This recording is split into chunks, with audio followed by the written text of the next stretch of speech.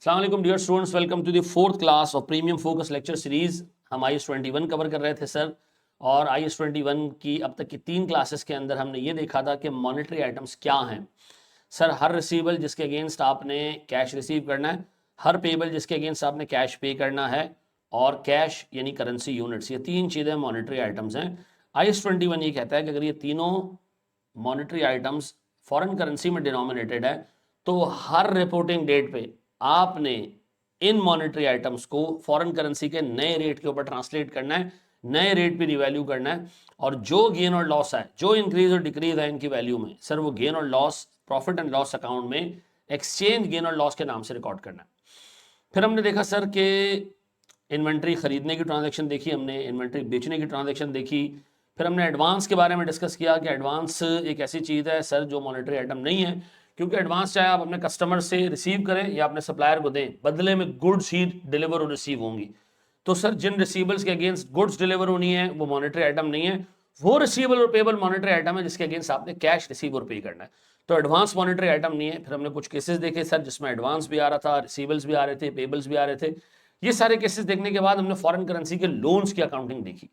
वो लोन्स की अकाउंटिंग ठीक ठाक कॉम्प्लेक्स थी। इसमें हमने ये देखा कि सर इंटरेस्ट को आपने किस रेट से बुक करना है, फिर हमने सर देखा क्लोजिंग लायबिलिटी को आपने किस रेट से बुक करना है, फिर हमने ये देखा कि दरमियान में कैश पेमेंट सारी चीज़ें हम पिछली 3 क्लासेस के अंदर कवर कर चुके हैं। आज हम कवर करने जा रहे हैं सर नॉन मॉनेटरी आइटम्स की अकाउंटिंग। ठीक है जी, तो हम अपने पास एक छोटी सेटिंग डालना है non monetary items.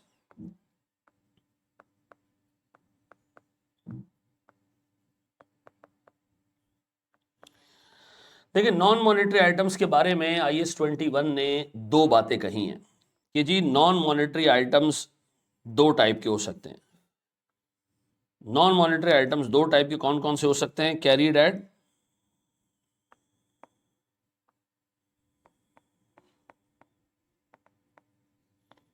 Carried at historical cost और कैरीड एट फेयर वैल्यू। और फिर ये भी पॉसिबल है कि जो फेयर वैल्यू है सर, ये फेयर वैल्यू डिटरमिन होती हो, fair value is determined in local currency, और ये भी हो सकता है कि fair value is determined in foreign currency. देखिए, IS-21 आपसे ये कहता है कि मॉनेटरी आइटम्स एक दफा रिकॉर्ड हो जाएं तो उनको छेड़े ही ना। एक दफा नॉन मॉनेटरी आइटम रिकॉर्ड हो जाए ना आपकी बैलेंस शीट के ऊपर, फिर उसके बाद उसको फॉरेन करेंसी के लिए नहीं छेड़ना। हिस्टोरिकल कॉस्ट पे कैरी होता है तो कुछ भी नहीं करना, छोड़ देना उसको। ठीक है जी, no adjustment after recognition.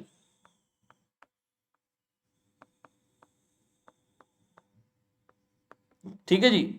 Sir, अगर एक non monetary item fair value पे कैरी होता है और उसकी फेयर वैल्यू लोकल करेंसी में डिटरमिन होती है, तो हम कहेंगे जनाब बस एक दफा रिकॉर्ड हो गया, फॉरेन करेंसी से लोकल करेंसी में कन्वर्ट होकर रिकॉर्ड हो गया, अब इसको फॉरेन करेंसी के लिए कंसिडर ही नहीं करना। No adjustment for foreign currency exchange rate changes. ठीक है जी। सर, ऐसी नॉन मॉनेटरी आइटम्स जिसकी फेयर वैल्यू फॉरेन करेंसी में डिटरमिन होती है, तो फिर सर हम इसको एडजस्ट करेंगे फॉर एक्सचेंजेस। कैसे? आए जरा एक छोटी सी एग्जांपल देखते हैं सर, इसके ऊपर तीनों के ऊपर एक एक एग्जांपल देते हैं। ठीक है जी। तो सर पहले तो इस डायग्राम को अपने पास कॉपी कर लें। हमारे चीज नॉन मॉनेटरी आइटम्स के अंदर ये वाला पोर्शन होगा, वो नॉन मॉनेटरी आइटम जो कि फेयर वैल्यू पे कैरी होती है और उसकी फेयर वैल्यू हम फॉरेन करेंसी में डिटरमिन करते हैं। ठीक है जी। इन तीनों का क्या हिसाब किताब है, इनकी अकाउंटिंग ट्रीटमेंट क्या है, आए जरा देखते हैं। अल्लाह का नाम लेके हम सबसे पहले कवर करने जाएंगे assets carried at historical cost. ठीक है जी। सर कर लिया कॉपी? चले एक स्टेप आगे जाते हैं जनाब। हम नॉन मॉनेटरी आइटम्स, ऐसे नॉन मॉनेटरी आइटम्स को देखते हैं जो हिस्टोरिकल कॉस्ट पे कैरी होते हैं। मिसाल के तौर पर सर, मैंने इन्वेंट्री खरीदी सर, 1 जनवरी को मैंने $200 की इन्वेंट्री खरीदी। ठीक है जी। और मैंने $200 कैश में पे कर दिया। ठीक है जी। सर उस दिन मेरे पास जो फॉरेन करेंसी का रेट था वो था 180 रुपए पर यूएसडी। डन। अब बताया मैंने इसको रिकॉर्ड कैसे किया होगा। इन्वेंट्री डेबिट कितने से सर 200 इंटू 180, ये कितना होता है जी?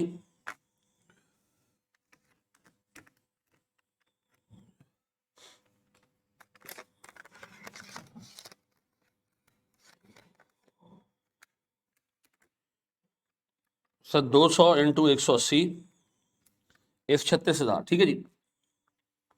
और मैंने कैश क्रेडिट कर दिया, या पेबल अगर होता तो मैं पेबल क्रेडिट कर देता, पेबल एक मॉनेटरी आइटम होता उसको मैं लेके चलता। लेकिन इन्वेंट्री बस एक दफा रिकॉर्ड हो गई, कहानी खत्म। अब आपने बार बार इसको फॉरेन करेंसी के लिए तब्दील नहीं करना, भले रेट बाद में 185 हो जाए, 86 हो जाए, 88 हो जाए, डजेंट मैटर। वंस इन्वेंट्री या पीपी जो कॉस्ट मॉडल पे कैरी होते हैं, अगर वो रिकॉर्ड हो गए तो फिर सर आप उसके बाद उसमें कोई तब्दीली नहीं करेंगे, भले बाद में फॉरेन करेंसी का रेट कुछ भी हो जाए। ठीक है जी। हम ये नहीं सोचेंगे ओहो हमने इन्वेंट्री $200 की खरीदी थी, रेट बढ़ गया तो इन्वेंट्री की वैल्यू बढ़ा दो। No, once recorded will never be adjusted for any changes in foreign currency rates। ठीक है जी। इसी तरह सर मेरे पास प्रॉपर्टी प्लांट एंड इक्विपमेंट होगा, आपने एक दफा पीपी को रिकॉर्ड कर दिया, भले रिलेटेड पेबल ऐसा ऐसा सेटल हो, पीपी जो रिकॉर्ड हो गया ना बैलेंस शीट के ऊपर, पीपी वो डिप्रिशिएट होगा वहां से। अब आप उसके अंदर कोई तब्दीली नहीं लेकर आएंगे, उसको फॉरेन करेंसी के लिए तब्दील नहीं करेंगे, एडजस्ट नहीं करेंगे। डन है जी। पहली चीज आपने देख ली कि हम सर एक नॉन मॉनेटरी आइटम को हिस्टोरिकल क्या कॉस्ट पे कैरी करते हैं। अच्छा, व्हाट इफ के सर एक नॉन मॉनेटरी आइटम कैरी होता हो फेयर वैल्यू पे, मतलब क्या उस पे जो है फेयर वैल्यू पे कैरी होता हो और फेयर वैल्यू उसकी लोकल करेंसी में डिटरमिन होती हो, तो क्या होगा? मिसाल देता हूं सर। सर हमारे पास केस 2 है, नॉन मॉनेटरी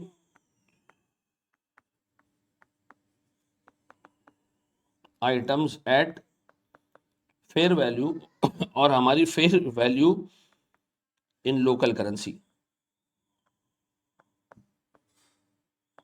ठीक है जी। अब इसका मतलब क्या है देखिएगा दोस्त। सर मैंने एक इन्वेस्टमेंट प्रॉपर्टी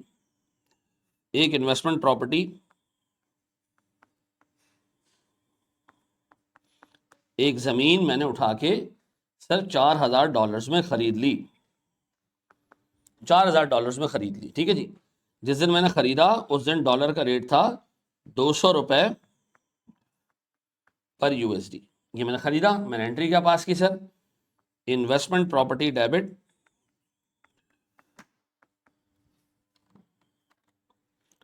कितने से सर 4,000 इंटू 200, ये हो गया भैया 4,000 इंटू 200 इज 8 लाख, और मैंने कैश क्रेडिट कर दिया। अब अज्यूम करते हैं ये प्रॉपर्टी हमारे पास पाकिस्तान में, जिस बंदे से मैंने खरीदा उसने कहा भाई मुझे पैसे डॉलर में दे दो, मैंने दे दिए डॉलर में, खरीद लिया सर मैंने प्रॉपर्टी। जब मैंने प्रॉपर्टी खरीद ली और पैसे इसके डॉलर में पे कर दिए, अब ये प्रॉपर्टी मेरी हो चुकी है। अब मैं इस प्रॉपर्टी को फेयर वैल्यू मॉडल पे रखना चाह रहा हूं, और चूंकि प्रॉपर्टी पाकिस्तान में लोकेटेड है तो उसकी प्रॉपर्टी की फेयर वैल्यू लोकल करेंसी में आराम से डिटरमिन हो सकती है। तो सर जब मेरे पास साल खत्म हुआ, अज्यूम करते हैं ये 1 जनवरी 2022 था, जब साल खत्म हुआ होगा तो हमारे पास क्या डेट आ रही होगी, 31 दिसंबर 22। अब 31 दिसंबर 2022 पे मैं इसी बिल्डिंग की, जो कि पाकिस्तान कराची क्लिफ्टन में वाक़ है, मैं जाके इसकी फेयर वैल्यू डिटरमिन करने गया। खरीदा मैंने डॉलर्स में था, लेकिन अब चूंकि सर बिल्डिंग पाकिस्तान में, तो उसकी फेयर वैल्यू आराम से पाकिस्तानी करेंसी में पीकेआर में रुपीस में पता चल सकती है। तो हम ब्रोकर के पास गया, मैंने कहा भाई ये बिल्डिंग के दोस्त थे, मैंने फेयर वैल्यू इसकी मालूम करनी है। वैल्यूअर ने कहा जी इसकी फेयर वैल्यू 8,50,000। कितनी जी? 8,50,000। अच्छा, जिस दिन मुझे फेयर वैल्यू बताई गई ना 8,50,000 ये रुपीज में, अच्छा मुझे पता चला कि जी यूएस डॉलर हो चुका है सर $270 पर यूएस डॉलर हो चुका है। ठीक है जी। क्या मैं इसको फॉरेन करेंसी के लिए रीमेजर करूं? नहीं सर, नहीं, कोई जरूरत नहीं है, क्योंकि आप लोकल करेंसी में इसकी फेयर वैल्यू मेजर कर पा रहे हैं, तो आपको फॉरेन करेंसी के अंदर डिनोमिनेशन की जरूरत ही नहीं है।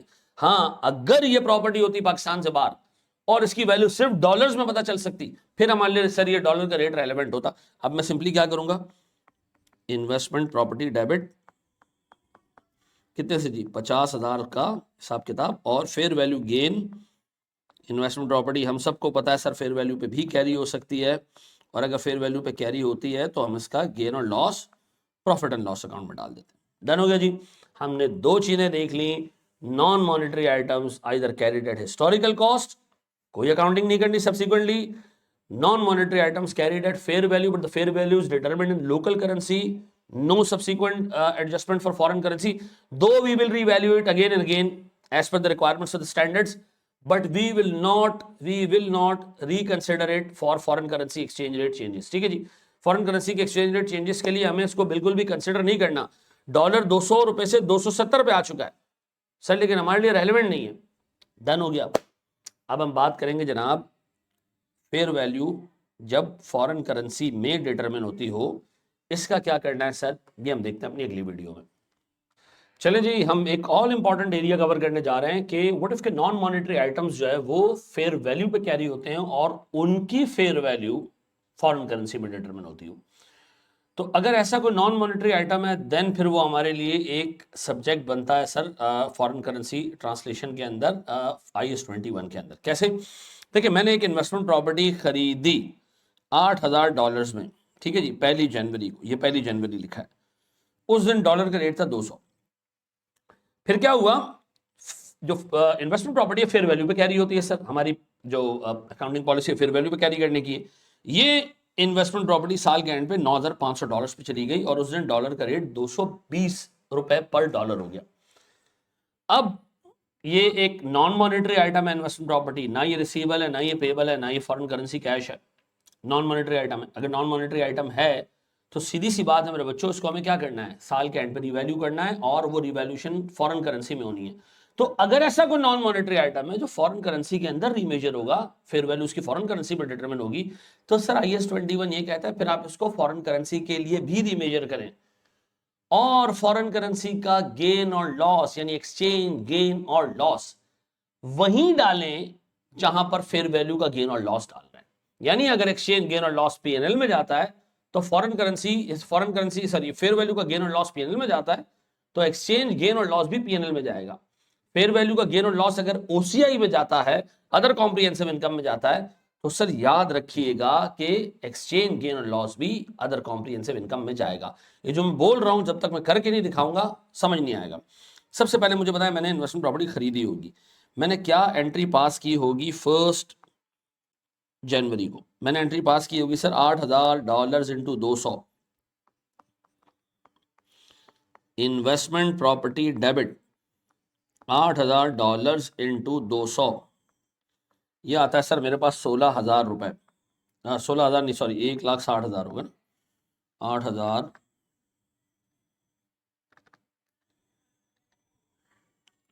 इंटू 200 यह आता है जी मेरे पास 16 लाख रुपए ऐसा। और मैं क्रेडिट कर रहा हूं जनाब कैश, क्योंकि मैंने प्रॉपर्टी कैश पे खरीदी है।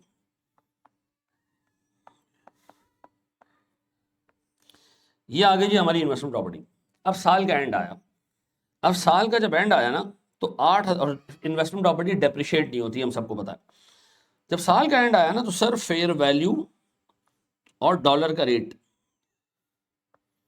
USD का रेट, गौर से देखना मेरे बच्चों, ये दोनों चेंज हो गए, ये दोनों चेंज हो गए सर। दोनों चेंज ऐसे हुए कि मेरे पास 1 जनवरी को $8,000 की चीज जो कि 200 रुपए पर डॉलर में अवेलेबल थी, 31 दिसंबर को ये पहुंच गई $9,500 पे और डॉलर हो गया 220 का। ठीक है जी।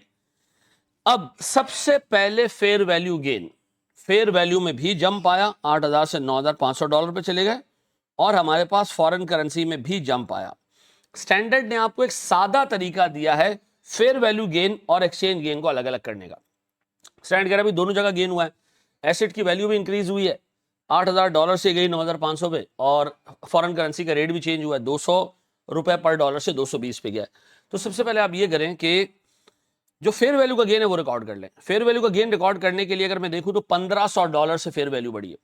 स्टैंडर्ड कह रहे हैं अज्यूम करो साल के पहले दिन से लेके आखिरी दिन तक प्रॉपर्टी की वैल्यू 8,000 थी, साल के पहले दिन से लेके आखिरी दिन तक प्रॉपर्टी की वैल्यू $8,000 थी, आखिरी दिन $1,500 बढ़ गई, यानी 31 दिसंबर को $1,500 बढ़ गई, ये अज्यूम करो।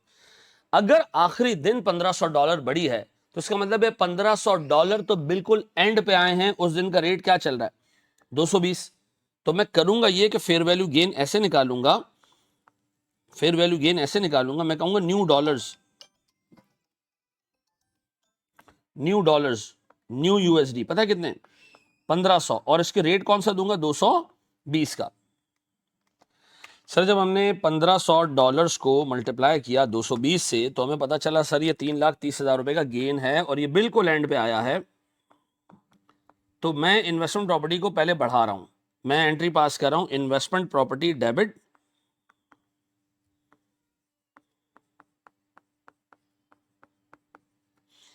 $3,30,000 से, और मेरा फेयर वैल्यू का गेन कहां जाता है भाई? इन्वेस्टमेंट प्रॉपर्टी में फेयर वैल्यू का गेन कहां जाता है? सर फेयर वैल्यू का गेन इन्वेस्टमेंट प्रॉपर्टी में जाता है पीएनएल में, ठीक है जी। चलो जी, हमने क्या किया, जो $1,500 नए आए थे उनको हमने रीमेजर करके फेयर वैल्यू गेन में डाल दी। अब पुराने डॉलर्स कितने हैं जी? पुराने डॉलर्स कितने? पुराने डॉलर्स, सर पुराने डॉलर्स हैं 8,000, वो शुरू से हमारे पास हैं। और सर साल के एंड, अच्छा वो थे 200 पे, वो थे 200 पे, अब वो बेचारे 200 से उठ के 220 पे आ गए क्योंकि सर डॉलर का रेट चेंज हो चुका है।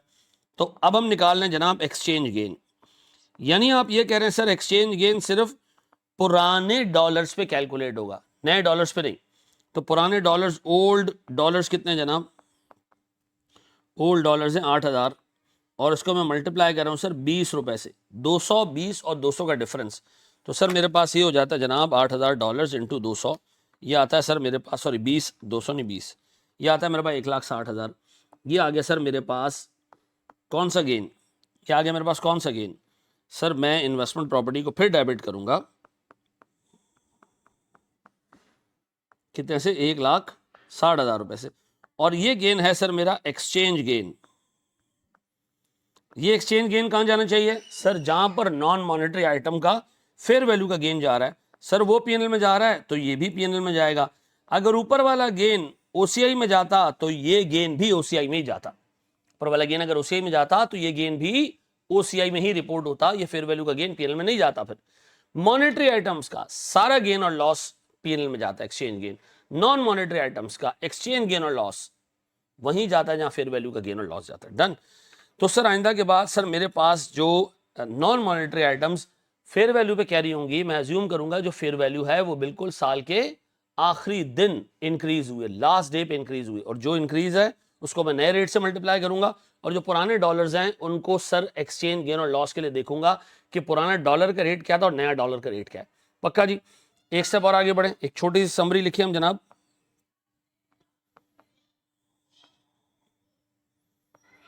एक्सचेंज गेन और लॉस, मॉनेटरी आइटम अगर हो,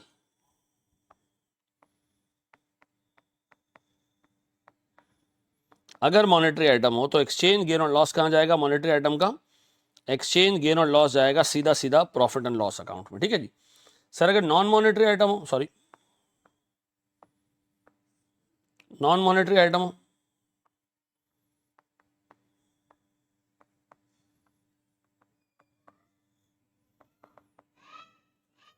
और सर आपने नॉन मॉनेटरी आइटम का हिसाब किताब करना है, तो नॉन मॉनेटरी आइटम्स के अंदर सर जहां पर फेयर वैल्यू गेन जाएगा, सर एक्सचेंज गेन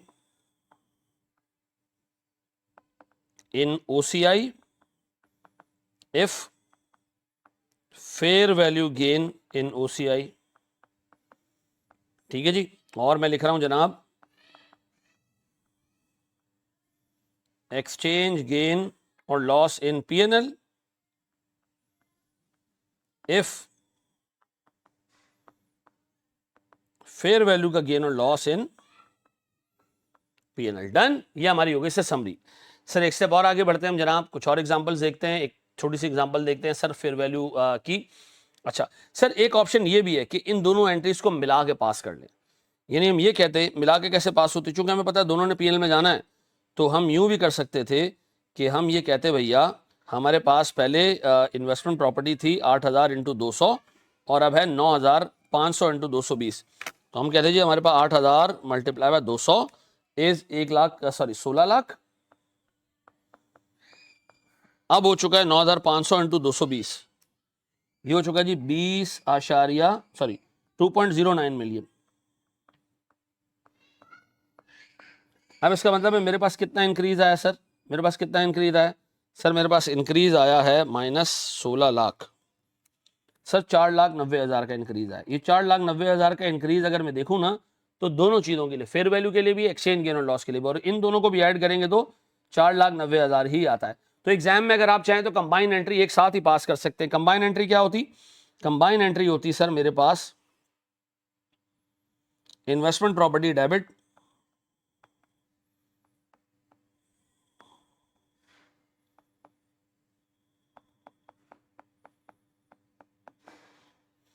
कितने से जी 4,90,000, और मेरे पास सर P&L गेन क्रेडिट, सीधा सीधा जिसको हम क्या कहते हैं रीमेजरमेंट गेन, रीमेजरमेंट गेन, एक ही नाम से आप ठोक दें इसको, 4,90,000 डाल दें किसमें, P&L के अंदर, सीधा सीधा सीधा सीधा हिसाब किताब। ठीक है जी, चाहे तो दोनों को अलग अलग बुक कर लें, चाहे तो एक साथ बुक कर लें। मैं रिकमेंड करूंगा कि पेपर में एक साथ ही बुक कर लेना, अनलेस के एग्जामिनर ने अलग अलग रिक्वायर की हो, नहीं तो फिर अलग अलग बुक करने की कोई जरूरत नहीं है। ठीक है जी सर, एक स्टेप और आगे जाते हैं, कुछ कॉम्प्रिहेंसिव क्वेश्चंस देखते हैं इसके ऊपर।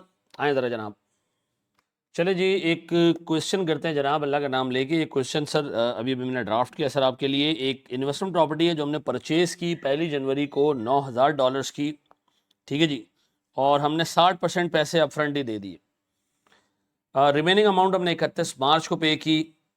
27 जून को हमने 6 महीने की रेंटल इनकम रिकॉर्ड की, $650, लेकिन रिसीव नहीं किया उसको अभी तक।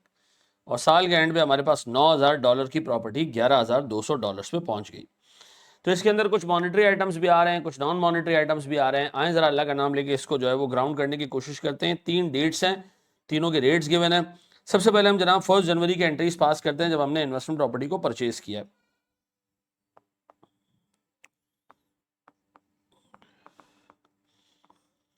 तो मैं सबसे पहले इन्वेस्टमेंट प्रॉपर्टी के परचेज की एंट्री पास करता हूं 1 जनवरी को। मैं एंट्री पास करूंगा सर इन्वेस्टमेंट प्रॉपर्टी डेबिट,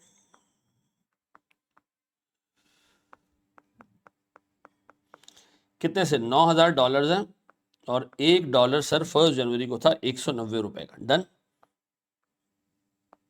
अब बताएं अगर मैं इसको 190 से मल्टीप्लाई करता हूं तो मेरे पास सर 9,000 इंटू 190 बनता है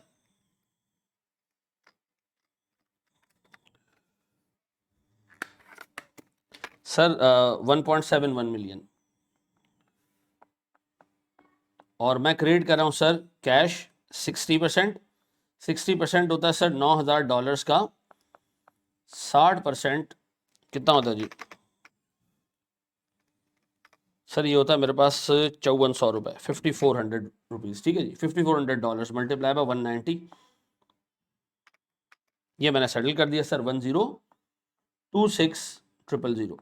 बाकी मेरे पास सर पेबल के तौर पे आ जाएगा, ये मैंने बाद में सेटल करना है। और ये मेरे पास एक मॉनेटरी आइटम है, ठीक है जी, ये मेरे पास बनता है sir $9,000 into 40%, that is $3,600। Record इसको 190 पे करते हैं, फिर जिस दिन इसको पे करना होगा तब देख लेंगे। तो सर हमारे पास 9,000 इंटू 40% इंटू 190, ये मेरे पास आता है सर 684,000। ये हो गया डन जी। तो 1 जनवरी को हमने फारिग कर दिया। अब हम पहुंचते हैं सर 31 मार्च में। 31 मार्च में जब हम पहुंचते हैं ना तो हमें याद आता है कि हमने एक पेबल सेटल करना है। अब पेबल हमारे पास सर 1026000 है, ये मैं सेटल करने जा रहा हूं सर। तो मैं अपने पास एंट्री पास करता हूं पेबल डेबिट, सॉरी ये मेरे पास 684,000 का पेबल है sir. 9,000 into 40% into 190, that is 684,000। लेकिन मैं कैश पे कर देता हूं सर, कितने का सर $9,000 का 40%। लेकिन अब डॉलर का रेट चेंज हो चुका है मेरे बच्चों, ये डॉलर हो चुका है 202 का।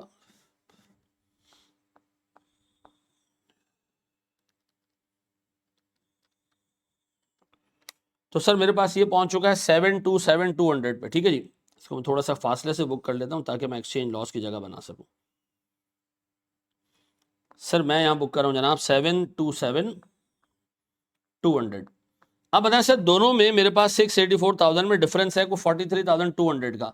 ये मेरा एक्सचेंज लॉस है क्योंकि सर मेरे खरीदने के बाद डॉलर 190 से 202 पे आ चुका है, तो 12 रुपए पर डॉलर का इंक्रीज आया सर, तो ये मेरे पास आ रहा है एक्सचेंज लॉस। और एक्सचेंज लॉस में कैलकुलेट भी कर सकता हूं कि 9,000 का 40% यानी $3600 इंटू 12 रुपए। डन है जी। ये मेरे पास सर मेरा सारा हिसाब किताब हो गया settle with respect to investment property. अब मैं पहुंचूंगा सर 30 जून को, और उस पे मैंने प्रॉपर्टी को भी रीवैल्यू करना है और मैंने रेंटल इनकम का भी हिसाब किताब करना है। अच्छा जी, अगर हम एक स्टेप और आगे जाते हैं जनाब, हमारे पास अब 30 जून आ गया सर। 30 जून पे हमने सबसे पहले रेंट इनकम को देखना है। अच्छा, हमने ये डिस्कस किया था कि रेंट इनकम एवरेज रेट से बुक होती है, रेंट इनकम एवरेज रेट से बुक होती है। तो सर इस सवाल में एवरेज रेट गिवन नहीं है, मैं दे देता हूं सर, एवरेज रेट में दे देता हूं जनाब। एवरेज रेट है हमारे पास 198, ये गिवन होगा सवाल में, ठीक है जी। अब बताएं सर, मैं अपने पास एंट्री पास कर रहा हूं sir, receivable debit, rent receivable debit कितने से सर, $650, एवरेज रेट 198। सर मेरे पास $650 इंटू 198 ये आता है मेरे पास सर 1,28,700 रुपए। और मैं क्रिएट कर रहा हूं रेंट इनकम सेम अमाउंट से 650 इंटू 198। दोबारा लिखने की जरूरत नहीं है, लेकिन चूंकि बचपन से आदतें खराब है हमारी तो मैंने दोबारा लिख दिया, ठीक है जी। 30 जून के बाद सर 30 जून पे ही चूंकि मेरे पास एक मॉनेटरी आइटम है रेंट रिसीवेबल, तो मुझे उसको रीमेजर करना पड़ेगा क्लोजिंग रेट पे। अब क्लोजिंग रेट है मेरे पास 210, तो मैं 210 पे इसको रीमेजर करूंगा। मैं फिर एंट्री पास करूंगा रेंट रिसीवेबल डेबिट,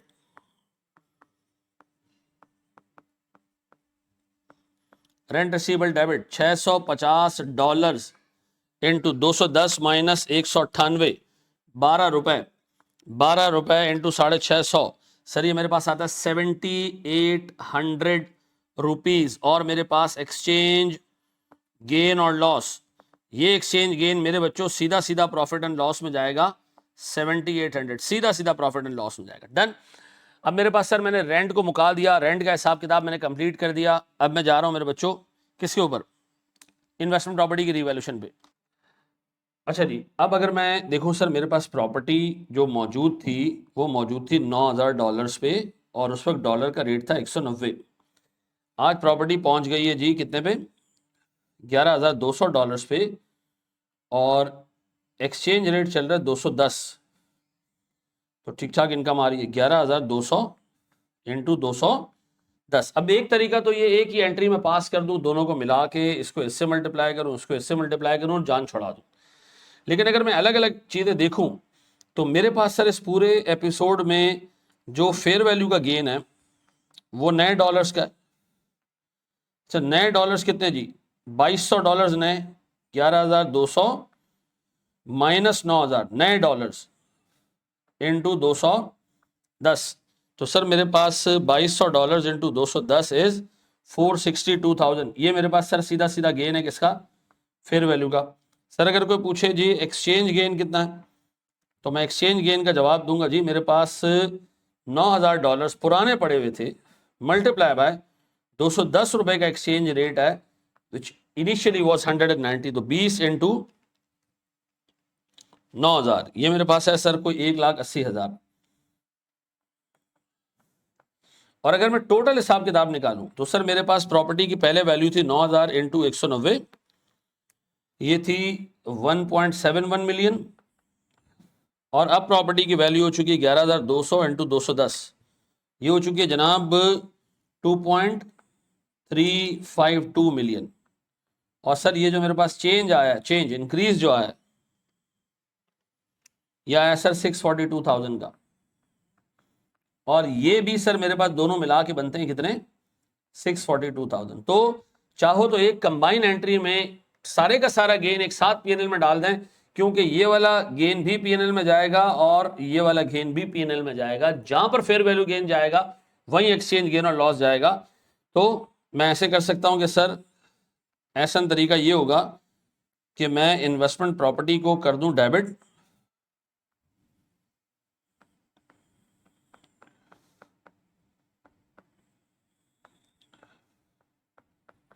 कितने से 642,000, और एक ही एंट्री में fair value gain exchange gain मिला के डाल दूं gain on remeasurement of investment property. दूसरा तरीका क्या हो सकता है कि फेयर वैल्यू गेन ये भी पीएनएल में जा रहा है और एक्सचेंज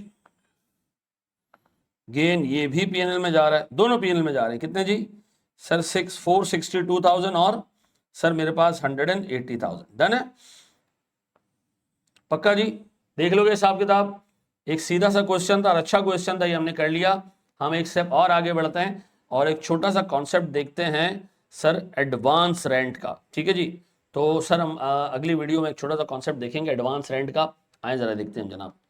चले जी, एक स्टेप और आगे हम बढ़ते हैं। एडवांस रेंट का एक छोटा सा कॉन्सेप्ट है, इसको हम देखते हैं। सर व्हाट इफ के आपको एक इन्वेस्टमेंट प्रॉपर्टी पे रेंट एडवांस में मिल जाए। हमने वैसे तो पढ़ा है कि रेंट को इनकम को आपने एवरेज रेट पे लेना है, लेकिन जब आपको एडवांस मिल गया तो फिर कहानी खत्म हो गई। क्यों? मिसाल के तौर पर सर मुझे 1 जनवरी को $600 US डॉलर्स एडवांस रेंट मिला है। उस वक्त डॉलर का रेट था वो था सर 80 रुपए पर US डॉलर्स।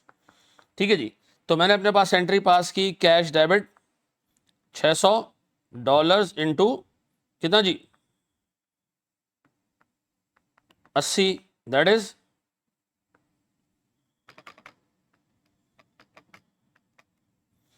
48,000। और मैंने क्रेडिट किया जी मेरे पास एडवांस रेंट, ये मेरे पास सर एक लायबिलिटी है, एक अनअर्न्ड अमाउंट है। क्या ये मॉनेटरी आइटम है? नहीं सर, क्योंकि इसके बदले मैंने कोई कैश पे नहीं करना। इसके बदले मैंने कोई कैश पे नहीं करना है, पेबल नहीं है। इसके बदले सर क्या करना है, मैंने अपने एसेट्स की का बेनिफिट देना है सामने वाली पार्टी को। तो ओवर द पीरियड क्या होगा, ओवर द पीरियड ये एडवांस रेंट डेबिट होगा। ठीक है जी, और मैं रेंट इनकम बुक करता जाऊंगा और कोई फॉरेन करेंसी का गेन और लॉस बुक नहीं होगा। कोई फॉरेन करेंसी का गेन और लॉस बुक नहीं होगा। ये 1 मिनट की वीडियो पेपर में 2 दफा टेस्ट हो चुकी है। तो आपने याद रखना भैया कि एडवांस रेंट अगर रिसीव होगा तो वो मेरे लिए टेक्निकली एक अनर्न इनकम है, एंड इस अनर्न इनकम को मैं कभी भी फॉरेन करेंसी के लिए दोबारा रीमेजर नहीं करूंगा। उसकी वजह यह है कि सर मुझे जो फॉरेन करेंसी जो रेंट है वो मिलेगा ही, जो मिल चुका है वही है, 48,000 ही है अभी, यही है मेरे पास। ठीक है जी, इसमें कोई इंक्रीज डिक्रीज नहीं आएगा अगर फॉरेन करेंसी का रेट चेंज हो गया बाहर। तो 48,000 को ही रेंटल इनकम में आस्ता आस्ता लेके जाना बस। पक्का जी? आए जरा सर एक पास्ट पेपर्स का क्वेश्चन करते हैं। ठीक है जी, अगर रेंट एंड में मिल रहा होता है फिर हम इनकम की अक्रूवल देखते हैं, एवरेज रेट से बुक करते हैं, क्लोजिंग रेट पे कैश रिसीव करते हैं, रिसीवेबल बुक करते हैं। लेकिन अगर एडवांस में मिल जाए तो कहानी खत्म। सर इसकी एक समरी लिख लेते हैं हम सर छोटी सी। रेंट अगर एडवांस में मिल जाए,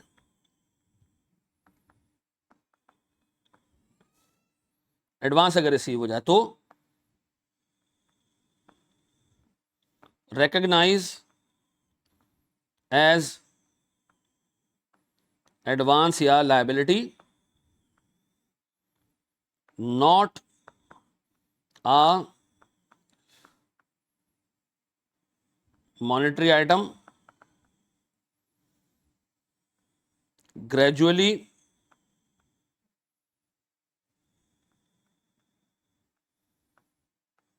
recognize in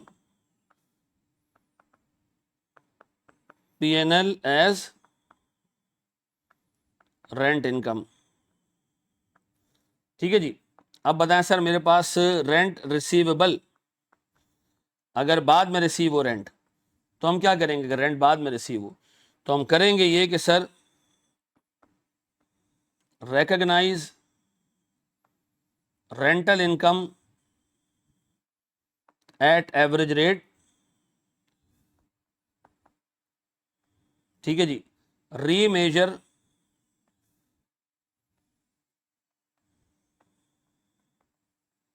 receivable at year end at closing rate, book exchange gain.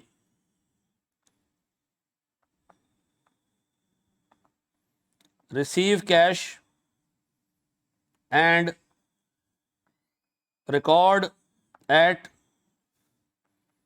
spot rate of receipt date, de-recognize receivable, de-recognize receivable and book difference as exchange gain.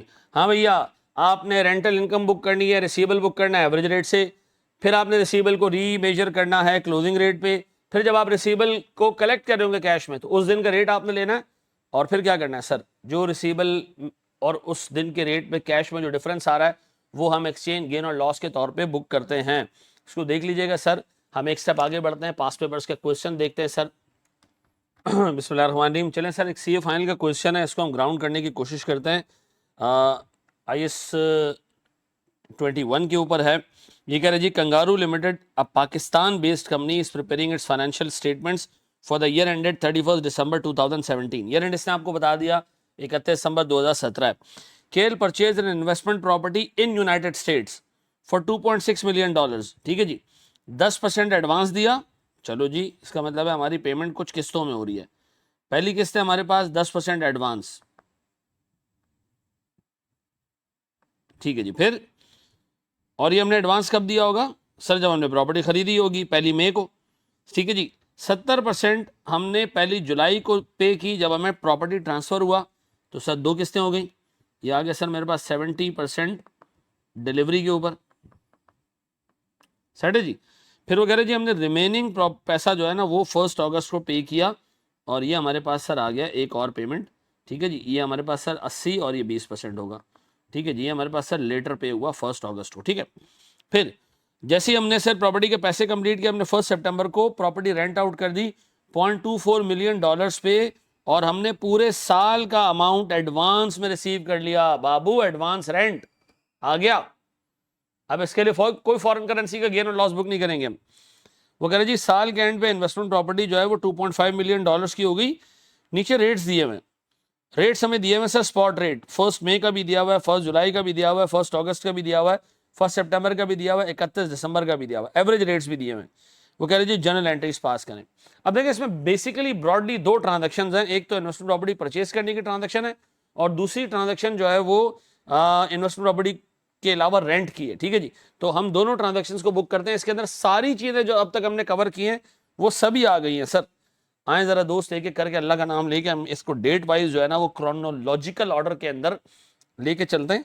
सबसे पहले मेरे प्यारे बच्चों, मैं प्रॉपर्टी खरीदने की एंट्री पास कर रहा हूं 1 मई पे।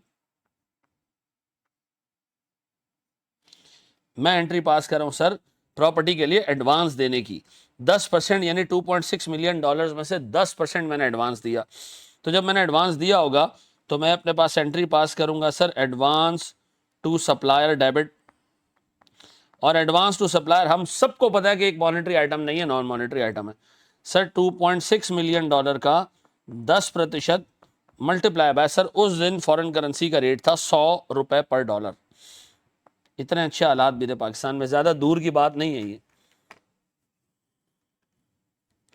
10 और 100 सर, ये आता है मेरे पास $26 मिलियन। मिलियंस में सवाल को सॉल्व करें, ठीक है जी। और हमारे पास से कैश चला गया $26 मिलियन। डन। फिर प्यारे बच्चों 1 मई के बाद, 1 मई के बाद सर हम पहुंचते हैं जी 1 जुलाई को, जब हमें प्रॉपर्टी हैंडओवर हुई है। तो हम 1 जुलाई को आते हैं सर। 1 जुलाई को हमने डेबिट करना है इन्वेस्टमेंट प्रॉपर्टी, और इसमें बैलेंसिंग फिगर हम डालेंगे। अब तक हमने पास्ट में ऐसी बहुत सारी ट्रांजैक्शंस देखी हैं कि एक एसेट के लिए मल्टीपल टुकड़ों में पेमेंट हुई हो, तो आप सर उसको बैलेंसिंग फिगर पे डेबिट करते हैं। इन्वेस्टमेंट प्रॉपर्टी हमने डेबिट तो की है, वैल्यू बाद में निकालते हैं सर। एडवांस हमारे पास से चला गया, एडवांस टू सप्लायर कितना जी 26 मिलियन रुपए। फिर सर मेरे पास से कैश गया कितना जी, सर हमने कैश पे किया 70%, 70%। तो हमने कैसे पे किया होगा सर, 2.6 मिलियन डॉलर्स का 70% हमने पे किया। और आज के दिन 1 जुलाई पर डॉलर का रेट चल रहा था बाबू 105, ये रहा 105, 105 ये रहा चंदा प्यारे।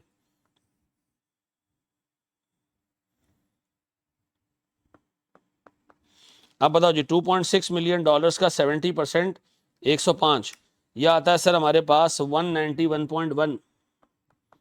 चलो बाबू फिर हमारे पास कुछ पेबल है, ये हमने बाद में पे करना है। मॉनेटरी आइटम 2.6 मिलियन डॉलर का 20% मल्टीप्लाई बाय सेम 105, जब पे करेंगे उस दिन का रेट फिर हम देख लेंगे।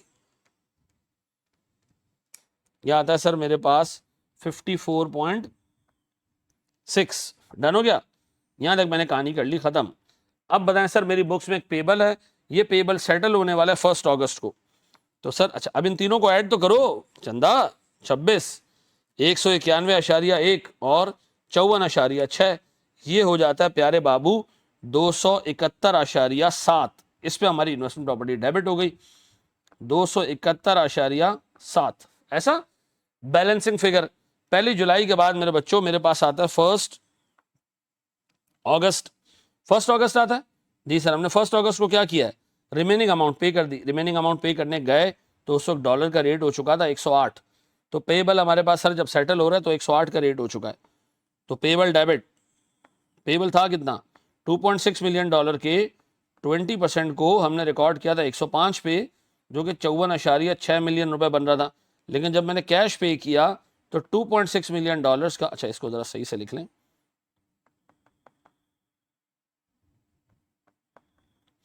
2.6 मिलियन डॉलर्स का 20%,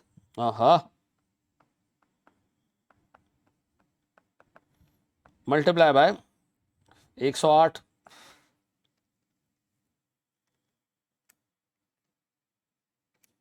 यह आ रहा है मेरे बच्चों 56.16। सर मेरे पास कोई 1.56 का एक्सचेंज लॉस आ गया सर, ऐसा जी। और एक्सचेंज लॉस आप कैलकुलेट भी कर सकते थे, 2.6 मिलियन डॉलर्स के 20% का 3 रुपया, 2.6 इंटू 0.2 इंटू 3, ये आता है सर मेरे पास 1.56। सर मैंने प्रॉपर्टी के लिए पैसे पूरे पे कर दिए, कहानी खत्म जी। प्रॉपर्टी 3 टुकड़ों में पैसे पे हुए, प्रॉपर्टी आ गई जी अपने हाथ में। अब हम पहुंचे भागते दौड़ते 1 सितंबर को। हाँ जी 1 सितंबर को हमें रेंट रिसीव हुआ एडवांस में, एडवांस में कितना जी 0.24 मिलियन डॉलर्स पूरे साल का। तो हमने एंट्री पास की बाबू, कैश डेबिट 0.24 मिलियन डॉलर्स। 1 सितंबर को जब हमने रेट देखा आंखें मलते हुए तो हमें 110 नजर आया, हमने इसको मल्टीप्लाई कर दिया जी, 0.24 मल्टीप्लाई बाय 110, यह आता है सर मेरे पास 26.4। ठीक है जी। और मेरे पास एडवांस रेंट 26.4, पक्का जी, डन हो गया जी मेरे बच्चों। अब हम पहुंचे भागते दौड़ते सुकून से सर 31 दिसंबर पे। पहले तो रेंट का क्रियाक्रम कर लेते हैं। रेंट एडवांस में मिला है 26.4 मिलियन रुपए का रेंट है, ये रुपए में कन्वर्ट कर चुके हैं, दायरा इस्लाम में ले आए इसको हम सर, डिवाइडेड बाय 12, एक महीने का रेंट निकल आएगा। और सर मेरे पास सितंबर, अक्टूबर, नवंबर, दिसंबर 4 महीने का रेंट हलाल हो गया हमारे लिए sir, divided by 12 multiply by 4, कितना आता है सर ये मेरे पास 8.8, ये हलाल का रेंट हो गया है। तो हम अपने पास एंट्री पास करेंगे एडवांस रेंट डेबिट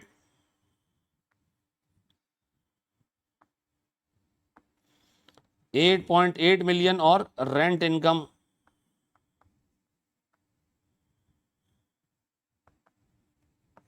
8.8 मिलियन। खलास खलास 31 दिसंबर पे। हाँ अब प्रॉपर्टी को मुसलमान करने की बारी आई, प्रॉपर्टी को इंसान बनाने की बारी आई।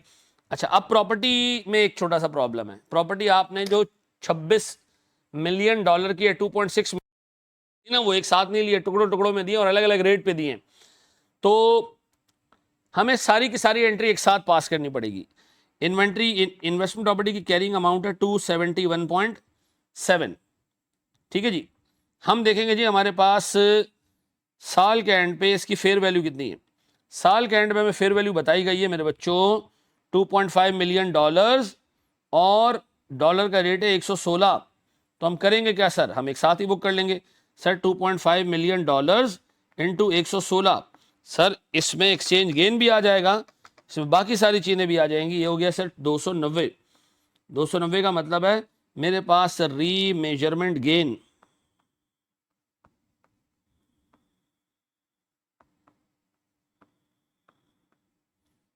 माइनस 271.7।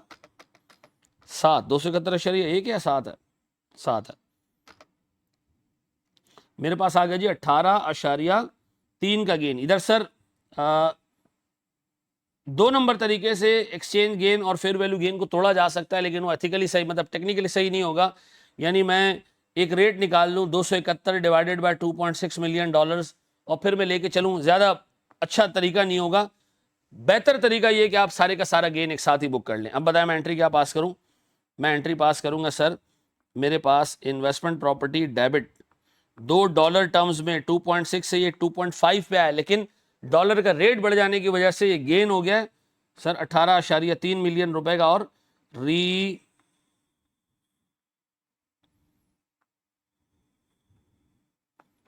मेजरमेंट गेन, और ये गेन कहां जा रहा है, पीएनएल में। कितने से जी, 18.3 रुपए से। पक्का जी, हिसाब किताब देख लोगे साईं इनजो।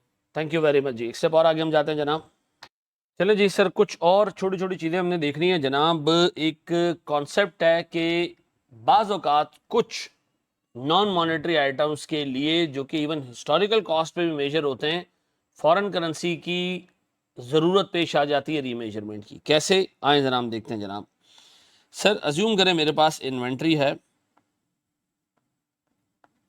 ठीक है जी। इन्वेंट्री मैंने ख़रीदी है सर, मैं सर कुछ केसेस बना रहा हूँ सर।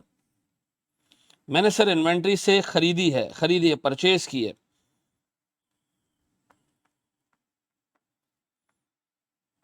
परचेज्ड इन फॉरेन करेंसी या परचेज्ड इन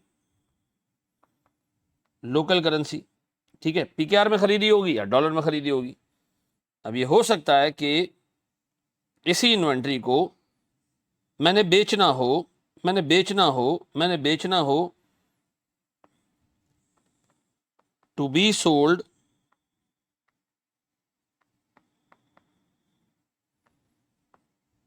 इन फॉरेन करेंसी और लोकल करेंसी। ऐसा हो सकता है ना, मैं डॉलर में चीज़ खरीदूं, पाकिस्तान ला के बेच दूं, डॉलर में इन्वेंट्री खरीदूं, पाकिस्तान से बाहर ही बेच दूं। ऐसा भी हो सकता है कि मैं लोकल करेंसी में इन्वेंट्री खरीदूं, ठीक है जी, और सर फिर मैं उसको थोड़े से टाइम बाद सर पाकिस्तान में भी बेच सकता हूं।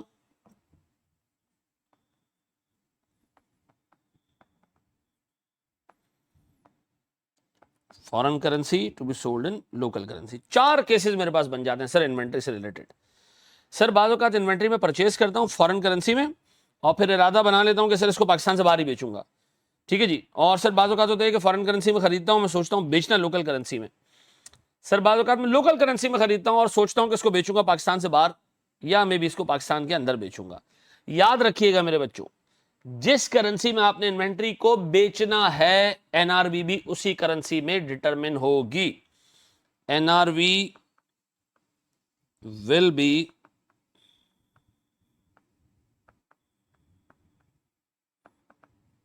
determined in currency in which sale is expected, ठीक है जी। अब एनआरवी आप डिटरमिन करोगे सर उसी करेंसी में जिस करेंसी के अंदर आपने इन्वेंट्री को बेचना है, ठीक है जी। अब इससे फर्क क्या पड़ेगा सर, जिस दिन की एनआरवी होगी फॉरेन करेंसी का रेट भी उसी दिन का होगा। अगर एनआरवी फॉरेन करेंसी में है, if NRV is determined in foreign currency, exchange rate shall be used for the same date. मैं कहना क्या चाह रहा हूं, आए जरा कुछ सवालों के थ्रू इसको देखते हैं, ठीक है। दिमाग में रखिएगा, इन्वेंट्री खरीदी लोकल करेंसी में, खरीदी फॉरेन करेंसी में, बेच आप किसी भी करेंसी में सकते हो। समझाने का पूरा इस केस को, पूरे केस को समझने का ऑब्जेक्टिव क्या है कि एनआरवी उसी करेंसी में डिटरमिन होती है जिस करेंसी में इन्वेंट्री को बिकना होता है, ठीक है जी। आए कुछ 4-5 सवाल देखते हैं छोटे छोटे इसके ऊपर, ताकि कॉन्सेप्ट हमारे जहन में सेट हो जाए। चले जी, क्वेश्चन हम देखते हैं जनाब। ये नंबर मैं हटा देता हूं क्योंकि नंबर हमारे पीडीएफ के हिसाब से अलग चल रहे हैं, क्योंकि मैं कई सारे सोर्सेज से सवाल जमा कर करके यहाँ डाल रहा हूं, तो अपने पीडीएफ अपने सामने रखनी है, ठीक है जी। Jamal limited purchased inventory worth $6,000, किस में खरीदी? फॉरेन करेंसी में। टक करके हमने टिक कर दिया यहाँ पे 1 जनवरी को। पेमेंट हमने इसकी की 28 फेब को। 31 मार्च हमारी रिपोर्टिंग डेट है, ठीक है जी। इन्वेंट्री को हमने इंपेयरमेंट के लिए टेस्ट किया और पता चला जी इन्वेंट्री की एनआरवी लोकल करेंसी में है। इसका मतलब है कंपनी ने खरीदा फॉरेन करेंसी में, बेचेगी लोकल करेंसी में। केस 2 एनआरवी फॉरेन करेंसी में है, कंपनी ने खरीदा भी फॉरेन करेंसी में, बेचेगी भी फॉरेन करेंसी में। 2 केसेस हैं, दोनों की अकाउंटिंग करते हैं हम जनाब। केस 1 नाम दे रहा हूं सर, केस 1 को नाम दे रहा हूं purchases in foreign currency, expected sale in local currency, ठीक है जी, यानी एनआरवी इन लोकल करेंसी। सबसे पहले मुझे बताओ मेरे बच्चों, मैंने खरीदने की एंट्री पास की होगी 1 जनवरी 2020 को, 1 जनवरी 2010 को। 80 रुपए का रेट है, $6,000 है।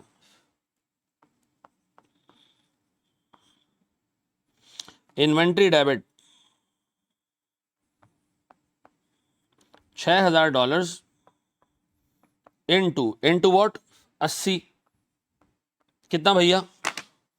$6,000 इंटू 80 कितना जी? 4,80,000। फिर सर मेरे पास पेबल क्रेडिट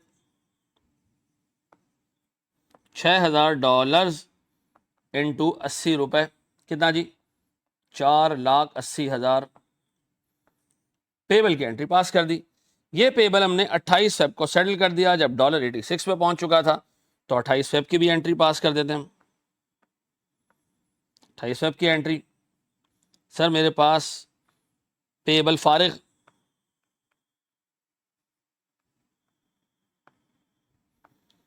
$6,000 इंटू 80, 4,80,000।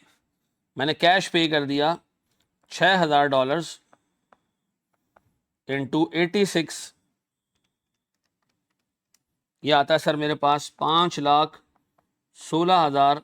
सर दरमियान का डिफरेंस मेरे पास आ गया एक्सचेंज लॉस, ₹6 का एक्सचेंज लॉस है $6,000 पे। ये आ जाता है सर मेरे पास कितना? 36,000। डन हो गया। 1,00,000 ट्रांजैक्शन की कंप्लीट इन्वेंट्री परचेज कर ली, पैसे दे दिए। अब हमारे पास सर साल का एंड आता है और मुझे इन्वेंट्री को चेक करना है, लोअर ऑफ कॉस्ट और एनआरवी, ठीक है जी।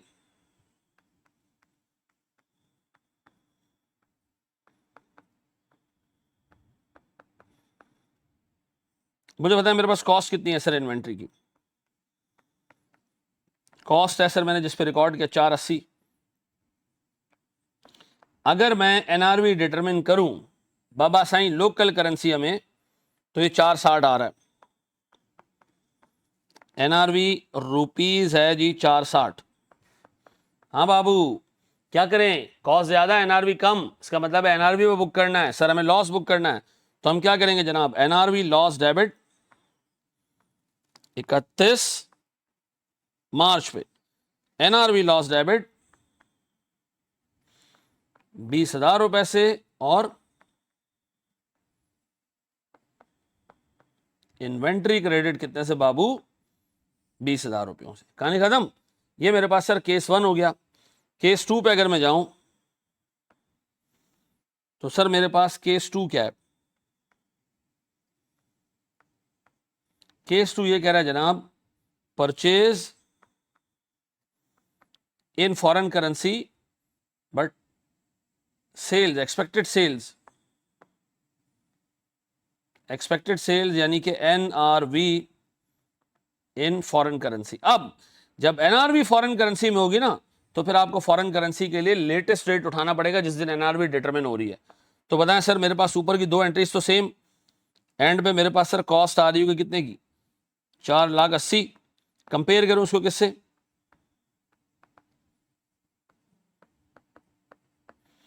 एनआरवी देखिए कितनी है भैया। एनआरवी वो बंदा कह रहा है कि जी इसकी एनआरवी साल के एंड पे हो गई $5400, खरीदा $6000 में था, साल के एंड पे $5400 हो गए। तो अब $5400 को किससे मल्टीप्लाई करूं, या 6000 और $5400 का डिफरेंस निकाल के लॉस बुक कर लूं? नहीं नहीं नहीं नहीं नहीं नहीं नहीं नहीं नहीं, आप एनआरवी साल के एंड पे डिटरमिन करेंगे और देखेंगे $5400 की एनआरवी की साल के एंड के रेट पर क्या अमाउंट बनती है। एंड का रेट कितना जी, 89, करें multiply. What is the NRV? 5400 into 89. Sir, it's 480,600. ओहो, मार्जिनली बच गए सर, कोई हमारे पास एनआरवी का लॉस नहीं आया। दो $6000 के खरीदी थी इन्वेंट्री, 5400 की हो गई इन्वेंट्री डॉलर्स की टर्म्स में, $600 लूज किया इन्वेंट्री ने। लेकिन रुपी टर्म में, क्योंकि हमने रिकॉर्ड उसको रुपी टर्म में किया, हमारी जो सर करेंसी है जिस करेंसी में हम फाइनेंशियल स्टेटमेंट्स बनाते हैं, प्रेजेंटेशन करेंसी, वो रुपीज है, तो हमारी बचत हो गई। अच्छा, अब बताएं सर, अगला सवाल देखते हैं छोटा सा। वह समरी क्या देखिए इस सवाल में, कि जब एनआरवी फॉरेन करेंसी में डिटरमिन होगी तो हम एंड पे आके एनआरवी फॉरेन करेंसी में नए रेट से पहले कैलकुलेट करेंगे। ऐसे नहीं करेंगे कि $6000 $5400 रह गया तो $600 का एनआरवी लॉस हो गया और उसको मल्टीप्लाई बाय 89 के रेट से। नहीं, गलत है, ये गलत है। ठीक है जी, आप एनआरवी पहले डिटरमिन करेंगे लोकल करेंसी में, फिर उसका हिसाब किताब देखेंगे कि कॉस्ट से कंपेयर करें। तो एनआरवी जिस दिन डिटरमिन होगी फॉरेन करेंसी में, उस दिन का जो रेट होगा वो रेलेवेंट होगा। इसका मतलब इवन इन्वेंट्री में भी फॉरेन करेंसी के रेट चेंज होने का रेलेवेंस है जब एनआरवी फॉरेन करेंसी में डिटरमिन हो रही हो। ठीक है जी, आइए एक और सवाल देखते हैं हम जनाब। चलो मेरे भाई, आखिरी क्वेश्चन इस क्लास का। बाबू, इस वक्त हमारे 10 बजने वाले रात के सर, और अल्हम्दुलिल्लाह मैं सुबह कोई सहरी के बाद से जो है वो लगातार रिकॉर्डिंग्स किए जा रहा हूँ, और बस ये आखिरी रिकॉर्डिंग है, इसके बाद I will be going for to sleep. ठीक है जी। शरण कुमार सर, हमारे बड़ा ज़बरदस्त एक बच्चा था, अभी भी है। ठीक है जी, उसने एक इन्वेंट्री खरीदी है 2 लाख रुपए की। ठीक है जी, 1 जुलाई 2010 को। ठीक है, the payment was made on 31 August 2010। Local currency में खरीदी है तो फॉरेन करेंसी का कोई लेना देना ही नहीं है। तो हमने 1 जुलाई को क्या किया,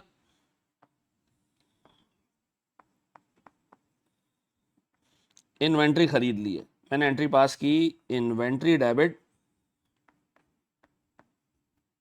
कितने से सर, 2 लाख रुपए से। कोई फॉरेन करेंसी का रेट वेट नहीं है इसमें, सीधा सीधा 2 लाख। और बाबू कैश हमारे पास से चला गया 2 लाख का। फिर मेरे प्यारे बच्चों, 1 जुलाई के बाद सर मेरे पास पेमेंट भी मैंने कर दी 31 अगस्त को।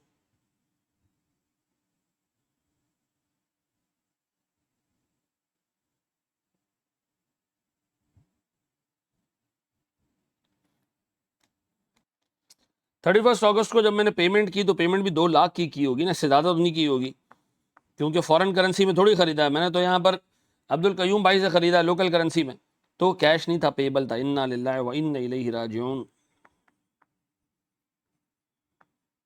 यहाँ पेबल का सफाया कर दें सर।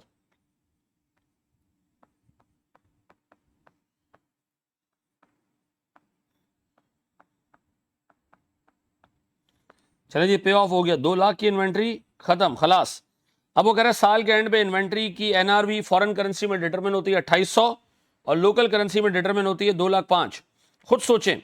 खुद सोचें सर, मेरे पास केस 3।